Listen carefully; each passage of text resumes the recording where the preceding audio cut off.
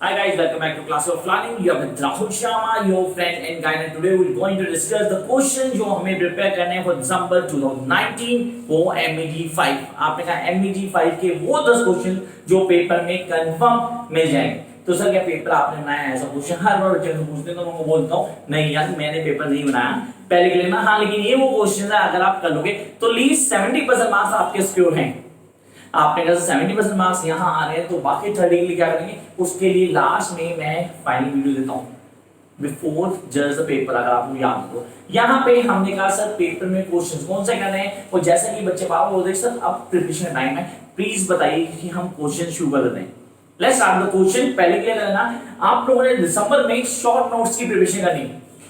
ये दिमाग में रखना कि जरूरी कि पहला क्वेश्चन शॉर्ट नोट होगा, थर्ड भी हो सकता है फिफ्थ भी हो सकता है लेकिन वो होगा कंफर्म है.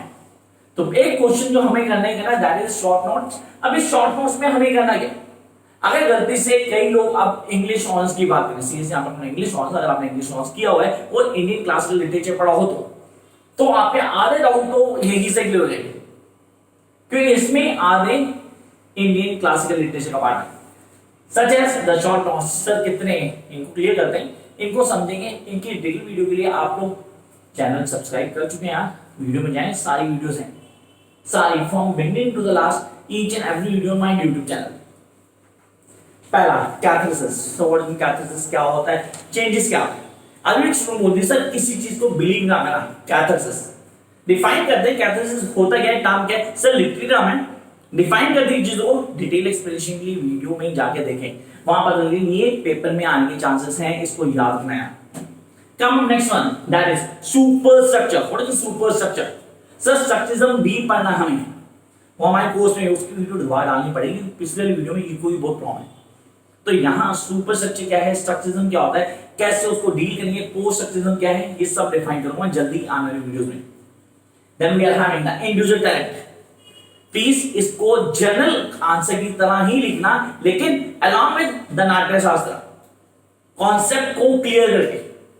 What does mean individual talent, क्या है इंडिविजुअल टैलेंट, कैसे काम करता है, किन चीजों को याद रखना है आपको इसको आंसर लिखते हुए. और अभी एक वीडियो बना रहा हूं विद इन 1 और 2 डेज जिसमें मैं बताऊंगा कि कैसे शॉर्ट नोट्स के आंसर दें for MS notes. Come next one, Shruti. What is Shruti? Shruti याद रखना.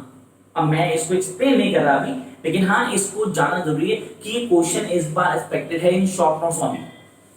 We come to the memesis. ये तो सर हमने पढ़ते ही आपके नोट्स हाथ में आपने देखा कि मेमेसिस आप बोलते हो सर ये क्वेश्चन आना ही आना है whether it comes in short note or a full fledged question. मेमेसिस आपके पेपर में होगा. सर इमिटेशन जोड़ना वही चीज है आपको डिटेल में पढ़ने से. कम नोट्स पैराडॉक्स, सही बात को गलत प्रूव करना. पैराडॉक्स अपनी बात को गलत प्रूव कर रहा है. The paradox, what is paradox? The paradox being used in literary terms maximum. ये हम सब जानते हैं कि पैराडॉक्स का बहुत ज्यादा यूज है लिटरेचर में, उसको एक्सप्लेन करना है. Then we do have the जॉइनेंस. सर ये क्या है, ये तो सुना ही नहीं कभी. इवन अगर हम बोले तो सर इसको नोट्स में भी ना कई लोग नहीं देते. रीजन क्या है, मैं दोबारा कनेक्ट किया, मैंने बोला आपको इंडियन क्लासिकल लिटरेचर को पढ़ना होगा तो ये 4-5 टर्म्स आराम से आएंगे. आयनी, जब आप आयनी को एक्सप्लेन करेंगे तो टाइप्स ऑफ आयनी मेंशन करना है. अलॉन्ग विद एक चीज जोड़ लेना, पोएटिक डिक्शन. लिखा नहीं हुआ है लेकिन वो याद रखना, वो दिमाग में रखना. पोएटिक डिक्शन बहुत ज्यादा एक्सपेक्टेड है, दिमाग में होना चाहिए कि पोएटिक डिक्शन क्या है, कैसे काम करता है, क्या चेंजेस आते हैं.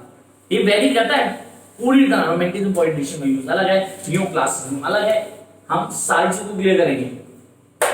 द सेकंड सेक्स, दोबारा वापस जाते हैं इंग्लिश नोट्स के लिए. इंग्लिश नोट्स में सेकंड ईयर में हमने सेकंड सेक्स बैकग्राउंड रीडिंग में पढ़ा था. वहां ये क्वेश्चन आता था, कंफर्म आता. सेकंड सेक्स का क्वेश्चन आने आना है. Then we come to last gender. अब जो बीएड साथ में कर रहे हैं वो जेंडर वो वाला नहीं लिखेंगे प्लीज, वो वाला आंसर नहीं लिखना है. ये वो वाला जेंडर यहाँ डाल दो, नंबर नहीं मिलेंगे. ये लिटरेरी क्रिटिसिज्म है तो यहाँ जेंडर को डिफाइन करना पूरा क्या है, उसके कॉन्सेप्ट क्या है. आंसर वही है लेकिन लिखने का फ्लो बिल्कुल बदल जाएगा. तो these are the short notes जो हमें प्रिपेयर करने हैं for this December MEG5 exam. तो अगर आपको खाली ये प्रिपेयर कर ले तो पेपर 2 क्वेश्चन कंफर्म आपके क्लियर है, कोई भी 2 शॉर्ट नोट को अलावा 2 क्वेश्चन आपको हो जाएंगे. मतलब पास आप खाली सिर्फ फर्स्ट क्वेश्चन करके भी हो सकते हैं. Then we come to the next part. Here we are having the second question.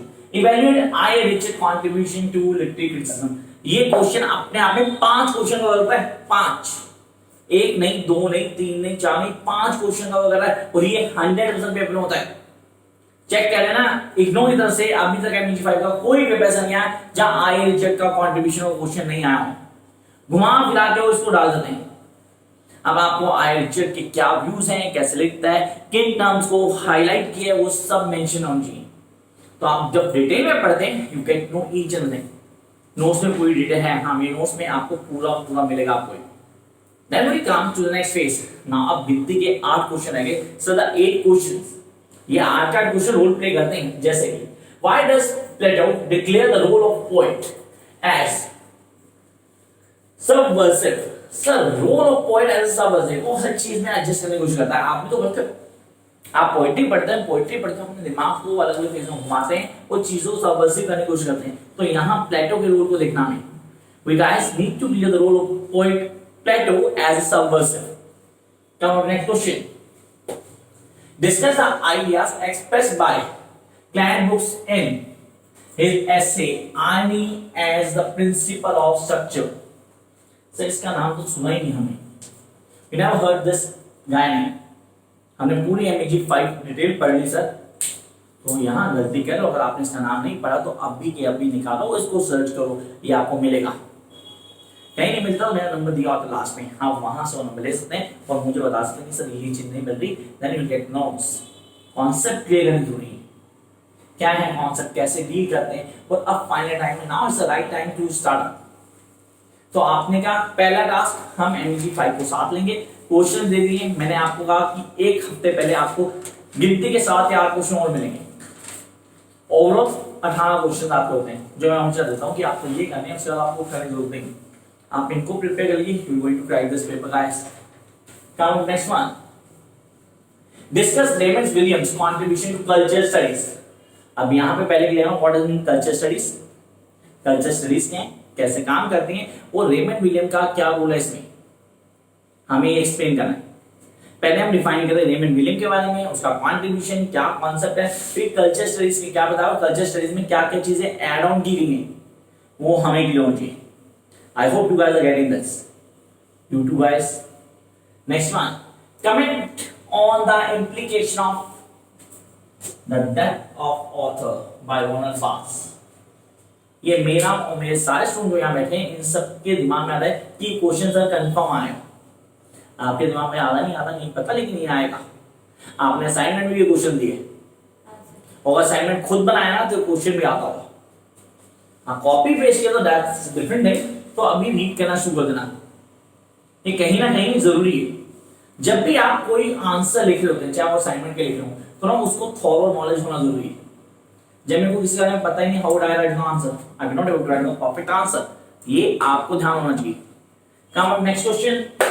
We are having explain briefly any 3 elements in tragedy according to Aristotle. I hope ये आप सबको आना चाहिए, आई होप ये आना चाहिए। नहीं आता तो कोई बात नहीं, अभी पढ़ लेंगे, 2 महीने पढ़े यार, वीडियो 2 मंथ्स, ये 2 महीने बहुत है अगर आप करना चाहते हैं तो यहाँ हमारे लिए जरूरी होता है। Next point, explain briefly any 3 elements of tragedy according to Aristotle. Next we are having feminist theories do not give sufficient attention to the class conflict in society. Discuss। General question है, seriously general है और ये हमेशा रहेगा, कभी बदलने वाला नहीं है। ट्रू, आपने कहा सर फेमिनिस्ट थ्योरी, फेमिनिस्ट जो राइटर हमारे उन्होंने क्या किया, the feminist theory do not give the sufficient attention to the class conflict in society. Discuss. अब यहाँ पे फेमिनिस्ट राइटर्स पे प्लीज ध्यान देना गाइस, यहाँ से क्वेश्चन कंफर्म है, पेपर में आने आना है। अच्छा वर्जीनिया वुल्फ है, चाहे बाकी लोग हैं, उन पे ध्यान देना, इनका क्वेश्चन उनका नाम लेके स्पेशली आया है, तो हमें ये ऑन टिप होना चाहिए कि ये आंसर कैसे लिखेंगे। चलो मूव ऑन। क्या नेक्स्ट पार्ट कहता है writers are unable to see the truth about their societies. Question clear ना, आंसर आपको आता होगा। Writers are unable to see the truth about the society because they are caught up in the false consciousness of ideology। The false consciousness of ideology। हर आदमी झूठ के बीच में जीता है, आप मैं हम सब। जब इलेक्ट्रिक पढ़ होता है तो हम उस झूठ को डिफाइन करते हैं, और राइटर एक वेब बना के चलता अपनी जगह, उस वेब को फॉलो किया गया। कहता writer is unable to see the truth about the society because they are caught up in the false consciousness of ideology. Examine the statement in Marx's view. इसको हमें क्लियर करना है। Come to next question. Analyze the historical importance of post-colonialism for the third world. ये वो question है जो paper में confirm मिलेगा। तो यहाँ पे हमारे वो 10 क्वेश्चन क्लियर होते हैं जो आने हैं इस बार दिसंबर 2019 में। अब थोड़ा डिस्कस कर जाए कि पेपर की प्रिपरेशन कैसे करनी है। एमईजी 5 की जब तैयारी करते हो तो सबसे पहली चीज आपके क्वेश्चन टिप कौन सी, कौन से क्वेश्चन करने हैं, या पायरोल ले लो। तो मैंने 10 क्वेश्चन दे दिए आप लोगों को। इसके अलावा 8 क्वेश्चन आपको before a month the examination मिल जाएंगे।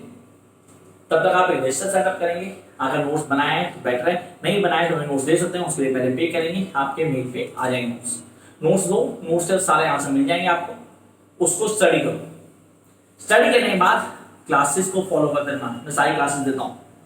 सेकेंड ईयर किसी को पूरी डिटेल चाहिए हो तो क्लासेस ज्वाइन कर सकता है। ऐप जल्दी आने वाला है, ऐप आते ही मैं आप लोग बता दूंगा। ऐप आ चुका है, वहां से आप हर चीज कर सकते हैं, वीडियोस भी आपको लाइव मिल जाएंगे आपको। देन ये फॉलो करना है। फिर then like share and subscribe नहीं किया तो अभी करना है यार, फिर यहाँ वो सब है जो कहीं नहीं। Bye guys.